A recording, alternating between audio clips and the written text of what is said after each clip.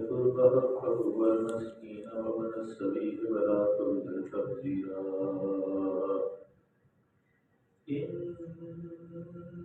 المبذرين كانوا إخوان الشياطين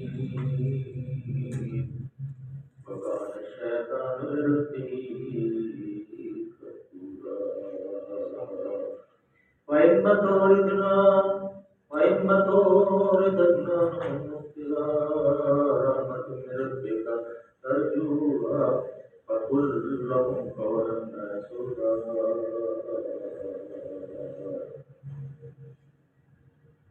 یہ کل ہم نے پڑھ لیا تھا، لیکن کیونکہ یہ قرآن کا تسلسل ہے اور ایک ہی مضمون بیان ہو رہا ہے، اس لیے آج مضمون کے تسلسل کو قائم رکھنے کے لیے کل ہم نے دو چیزیں پڑھی تھی کہ ایک اللہ کے ساتھ کسی کو شریک نہیں ٹھہرانا اور اللہ کے ساتھ کسی کو عبادت کے اندر یا کسی کی عبادت نہیں کرنی، والدین کے ساتھ نیک سلوک کرنا ہے، چاہے وہ والدین کسی مذہب سے تعلق رکھتے ہوں، لیکن دنیاوی طور پہ آپ ان کے سامنے جھک کے رہیں گے اور اف تک نہیں کہیں گے اور ہر خدمت وہ جو دنیاوی کہیں گے وہ بجا رہیں گے. ہاں شرک کے اوپر اگر وہ وعدہ کریں تو اس سے اجتناب کریں. آج یہ تیسری شک تھی کہ رشتے داروں کو اس کا حق دو. یہ جو مال و دولت اللہ بعض لوگوں کو زیادہ دیتا ہے وہ اس لیے نہیں دیتا کہ وہ سارا مال و دولت ہے اس کے اوپر ان کا حق ہے، بلکہ اللہ تعالیٰ ان کو حکم دیتا ہے کہ آتے ذی القربیٰ کہ یہ جو تمہارے قریب رشتے دار ہیں، مسکین ہیں، یتیم ہیں، یا کسی وجہ سے کچھ سکے حقیقی رشتے دار بھی ایسے ہوتے ہیں کہ جو کسی وجہ سے اس دنیا کی دوڑ یا دنیا کی مسافت کے اندر وہ آپ کے ساتھ نہیں جا سکتے، پیچھے رہ جاتے ہیں، تو اللہ تعالیٰ نے آپ کے مال میں سے ان کا حق رکھا ہے. اس لیے اللہ نے فرمایا وآتِ ذی القربیٰ حقہ، ان کا حق ان کو ادا کرو، کوئی احسان نہ کرو کہ یہ مال و دولت اللہ کا مال ہے، اور مسکین کو اس کا حق دو. اور جو اللہ کے راستے میں نکلتے ہیں لوگ، جہاد کرتے ہیں، دین کے قیام کے لیے کوشش کرتے ہیں، دعوت کا کام کرتے ہیں، تبلیغ کا کام کرتے ہیں، ان کے اوپر خرچ کرو، ان کی دعوتیں کرو، ان کی کھانے پینے، ان کے رہائش کا بندوبست کرو، ان کے پیچھے ان کے گھروں کی نگرانی کرو. یہ سارے معاملات مال کے ذریعے جو بھی تم کرو. اور ولا تبذر تبذیرا، اور پھر بخیلی، یہ جو بخیلی ہے اس کو اختیار نہ کرو. تو یہ جو تبذیر ہے کہ بہت زیادہ آپ کی غرور اور تکبر میں آ جاتا ہے اور وہ سمجھتا ہے کہ میں کچھ کر رہا ہوں. اللہ فرماتے ہیں وکان الشیطان ان المبذرین کانوا اخوان الشیاطین کا یہ بیان کر دیا کہ جو مبذر ہیں، جو تبذیر کرتے ہیں، جو فضول خرچی کرتے ہیں، پتنگ بازی کرتے ہیں، اور کئی ایسے رنگ ہیں جس کے اوپر وہ فضول خرچی کرتے ہیں، یا کچھ ایسے رنگ رلیاں مناتے ہیں، یا شادی بیاہ کے اوپر فضول خرچیاں کرتے ہیں، یا دیگر تقریبات پہ فضول خرچیاں کرتے ہیں. جہاں ایک کھانے سے کام چل سکتا ہے وہاں 10 کھانے پکاتے ہیں اور پھر وہ کھانا بھی بے شمار ضائع کرتے ہیں. تو اللہ نے فرمایا کہ تبذیر نہ کرو، یہ میں نے آپ کو رزق دیا، اس کا میں نے حساب لینا ہے. اور شیطان جو ہے ان المبذرین جو ہے جو تبذیر کرتے ہیں، جو فضول خرچی کرتے ہیں، وہ شیطان کے دوست ہیں اور شیطان اللہ کا نافرمان ہے. اس کا مطلب کہ جو فضول خرچی کرے گا وہ شیطان کا دوست بنے گا اور نافرمانی کے زمرے میں آ جائے گا. تو اللہ پھر اس کو وہ سزا جو شیطان کو سزا. پھر اللہ نے فرمایا وَإِمَّا تُرِيدُونَ عَنْهُمْ ابْتِغَاءَ رَحْمَةٍ مِّن رَّبِّكُمْ، اگر کبھی کوئی آپ سے کوئی چیز طلب کرتا ہے رشتے دار، آپ کے پاس مِن رَّبِّكَ تَرْجُوهَا فَقُل لَّهُ قَوْلًا مَّيْسُورًا، کہ ابھی آپ کے پاس فرصت نہیں، جس رحمت کے آپ امیدوار ہیں ابھی وہ آپ کے پاس نہیں آئی، تو اس سے آپ میسورا احسان کر کے شیطان میں نہیں، تیری ڈیمانڈ پوری ہوگی، ذرا تھوڑا تسلی رکھ، ایک دو رات میں ذرا ہاتھ کھل جائے تو میں آپ کی خدمت کر دوں. اس کو یہ بھی نہ کہ جھڑک بھی نہ دے کہ وہ سمجھے کہ شاید یہ تکبر میں آ گیا. کبھی آپ کے طرز عمل سے ایسا اظہار نہیں ہونا چاہیے کہ آپ مبذر ہیں، تبذیر والے ہیں، فضول خرچی والے ہیں، مغرور ہیں، تکبر ہیں. اور تکبر اللہ کو پسند نہیں ہے. ولا تجعل باندھنا جو ہے بالکل اللہ نے فرمایا ولا تجعل یدک مغلولۃ، اپنے ہاتھوں کو گردن سے نہ باندھ رکھو. کوئی بھی آیا مانگنے میں نہیں آیا جی جاؤ جی، بعض بات لڑکیاں بھی دے دیتے ہیں لوگ. اللہ نے فرمایا یہ کام اپنے گردن کے ہاتھ نہ باندھے. جیسے سورہ بقرہ میں یہودیوں نے کہا تھا کہ اللہ باندھے گئے اللہ کے ہاتھ، آپ نے پڑھا ہے، سب کو آپ کو یاد ہوگا. تو اللہ نے کہا کہ باندھے ان کے ہاتھ، اللہ نے پڑھی ان کے اوپر جو اللہ کے اوپر یہ ایسی باتیں کرتے ہیں. تو اللہ ولا تجعل یدک مغلولۃ الی عنقک ولا تبسطها کل البسط فتقعد ملوما محسورا. نہ تو اپنا ہاتھ گردن سے باندھ کے رکھ اور نہ اسے بالکل ہی کھلا چھوڑ دے کہ ملامت زدہ اور عاجز بن کر رہ جائے. یعنی کہ میان نہ رکھے، خیر الاوسط، خیر العقول اوسط ہوگا.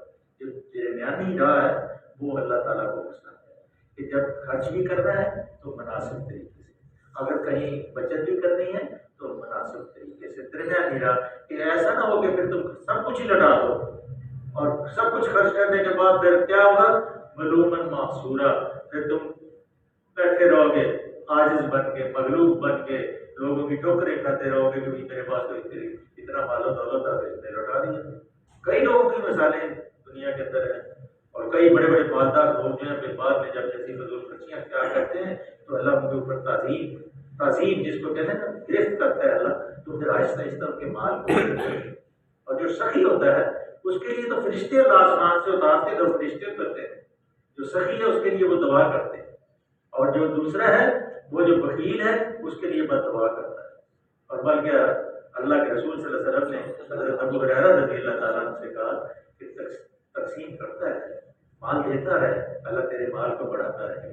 اگر تو ہاتھ باندھ لے گا تو اللہ بھی پھر اپنے ہاتھ باندھ لے. اسی طرح بے شمار صحابہ کو آپ نے کہا ایسی. یہ چھٹی بات تھی جو میں نے آپ کے سامنے کی کہ اپنی گردن کو، اپنے ہاتھوں کو باندھ کے نہ رکھو، وکیلی نہ کرو، پر نہ ہی اپنے ہاتھوں کو کھلا چھوڑ دو کہ ایسے چلو لٹاؤ، کھاؤ پیو، مزے مارو، عیش کرو. حرام کا مال ہوتا ہے نا نہیں، تو اس کے اوپر پھر آدمی جو ہے گرفت نہیں کرتا ایسے. ان ربک یبسط الرزق لمن یشاء.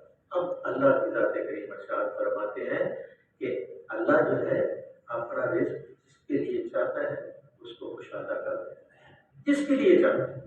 بعض بات ایک زندہ مثال ہے، جیسا باہر آپ دیکھا ہوگا کہ آپ باہر بلال فروٹ چاٹ لے کر ہوئے، یہ 8 نمبر گلی میں رہتے تھے.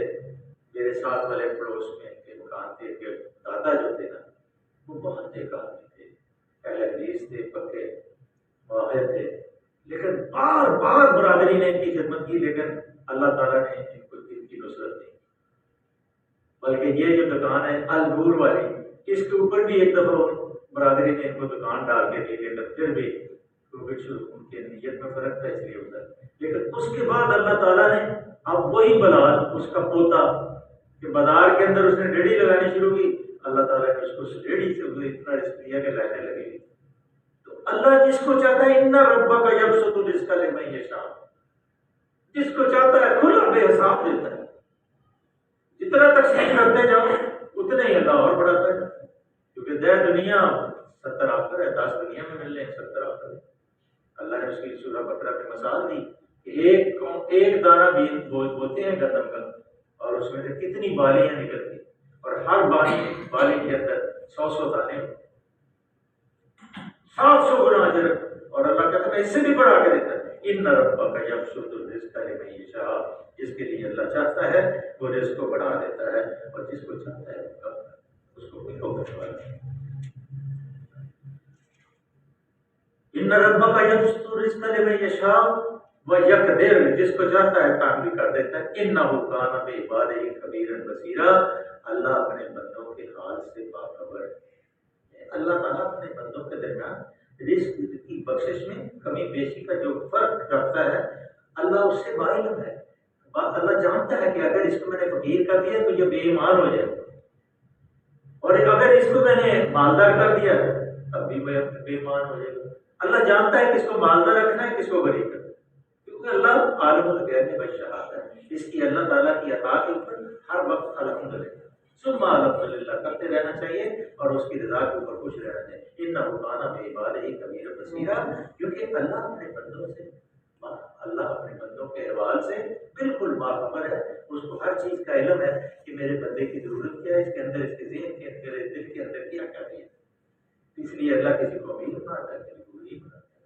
یہ بھی ایک تفاوت جو ہے، جس طرح رات اور دن کا تفاوت، اگر سورج نہ نکلے تو اندھیرا نہ جائے، اگر اندھیرا نہ آئے تو آرام نہ آئے۔ اس لیے اللہ تعالیٰ نے اس حسن کو بنایا، دنیا کو وسیع بنایا۔ ولا تقتلوا، اب یہ ایک چھٹی 7ویں جو بات 6 آیت میں پڑھ لی ہے، یہ 7ویں بڑی نقطے کی بات، اس کے اوپر بڑا غور کر کے پڑھنا ہے۔ ولا تقتلوا اولادکم خشیۃ املاق، ہم نے سورہ انعام کے اندر بھی اس کو پڑھ لیا تھا کہ اللہ نے فرمایا تھا کہ اپنی اولاد کو صرف اس وجہ سے، اس خوف سے نہ قتل کرو کہ میں ان کو تمہیں روٹی کھلانے پڑے گی، یا وہ تمہاری اولاد میں تمہاری وراثت میں حصے دار بنیں گے، اس کو نہ سوچو۔ یہاں بھی اللہ نے فرمایا اپنی اولاد کو افلاس کے اندیشے سے قتل نہ کرو۔ ولا تقتلوا اولادکم خشیۃ املاق، آپ جتنے یہ منصوبہ بندی کے پروگرام، پہلے تو اعلان منصوبہ بندی کا اعلان کیا تھا کہ وہ بچے 2 رکھو جی، اب اس کو اور انہوں نے شکل دے دی۔ کیا شکل دے دی ہے؟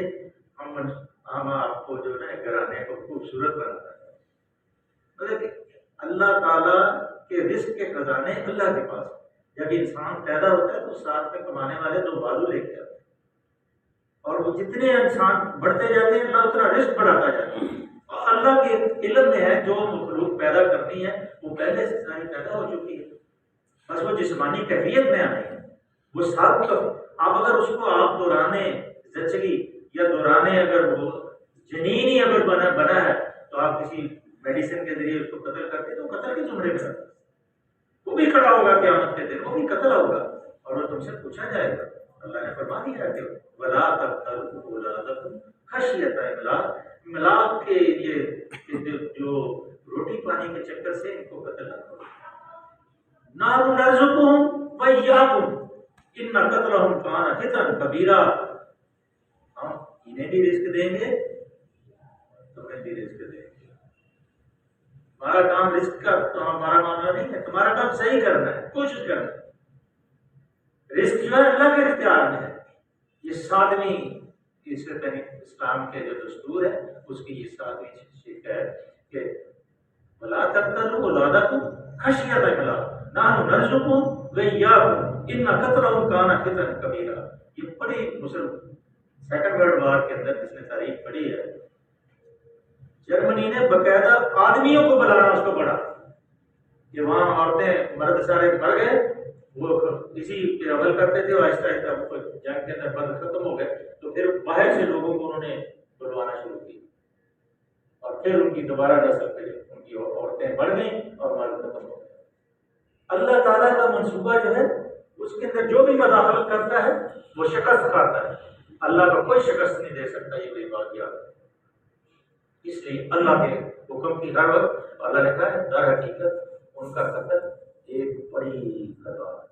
یہ آیت ان معاشی بنیادوں کو قطعی منظم کر دیتی ہے جن پر قدیم زمانے سے آج تک مختلف ادوار میں ضبط بلادت کی تحریر میں ہوتی ہے۔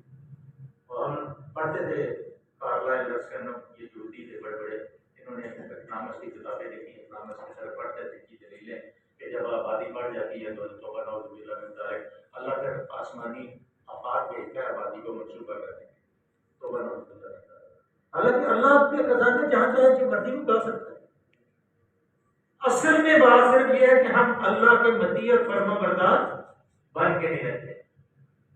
جن کو آپ قتل کر رہے ہیں ہو سکتا کسی نے ڈاکٹر بننا ہو، کسی نے انجینئر بننا ہو، کسی نے فلاسفر بننا ہو، کسی نے محدث بننا ہو، کسی نے مفسر بننا ہو، کسی نے اور کچھ بننا ہو، آپ ان کو راستے میں قتل کریں تو اس کا تو ساتھ دینا پڑے گا۔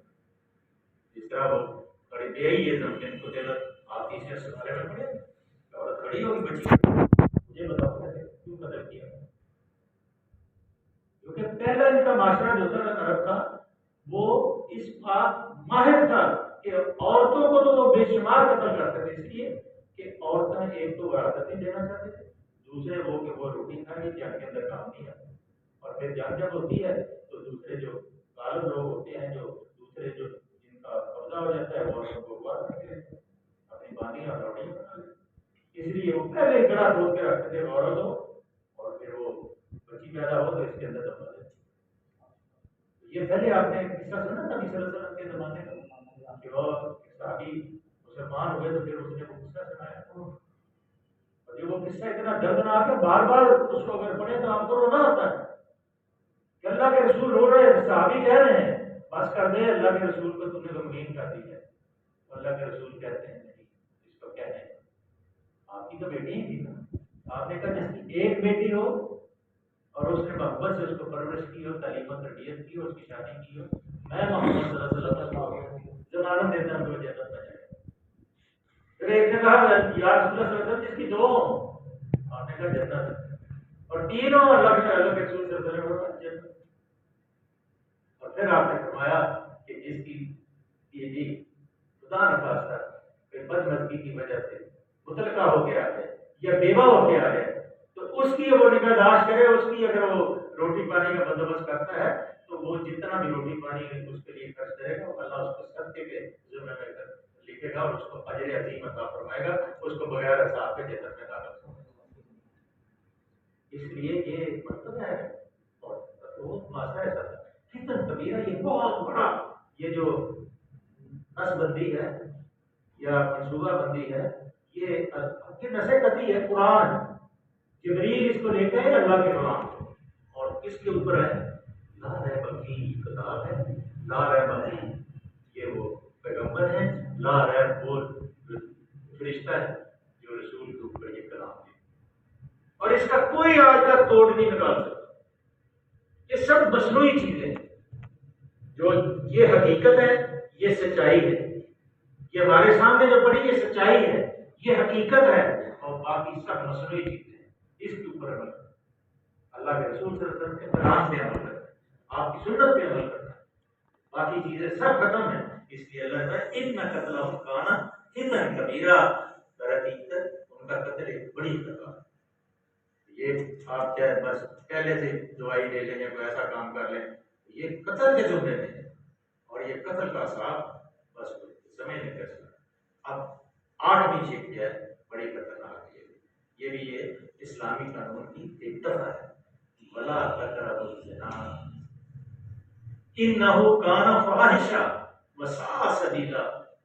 زنا کے قریب نہ پڑھو، وہ بہت برا فعل ہے اور بڑا ہی برا راستہ ہے. اللہ کے رسول صلی اللہ علیہ وسلم کی مجلس تھی، ایک صحابی آئے نئے مسلمان ہوئے تھے تو طلب کرنے لگی اس بات کی اجازت طلب کی تو اللہ کے رسول کے صحابہ کا چہرہ سرخ ہو گیا. آپ نے اس کی بات سنی، اس کو پھر پاس بڑھا کہا کیا تو پسند کرتے ہیں کہ تیری بہن کے ساتھ بھی ایسا کرے؟ کہا اللہ کے رسول نے کہا بالکل. پھر کہا کیا تو پسند کرتے ہیں تیری ماں کے ساتھ ایسا ہے؟ اس طرح پھر ماسی پھوپھی سب رشتے گنائے اور اس نے انکار کیا. پھر آپ نے اس کو بتایا، اس کے ساتھ کے اوپر ہاتھ رکھا اور اللہ نے کہا اللہ اس کو معاف فرما دے، اس کو تسلی کر. اور پھر وہ ایسا ہو گیا کہ کبھی آنکھ اٹھا کے لوگوں کی طرف نہیں دیکھتا. اور یہ وہ فعل ہے جس سے خاندانوں کے خاندان بگڑ جاتے. اولاد کسی کی ہوتی ہے، منصوب کسی کے نام.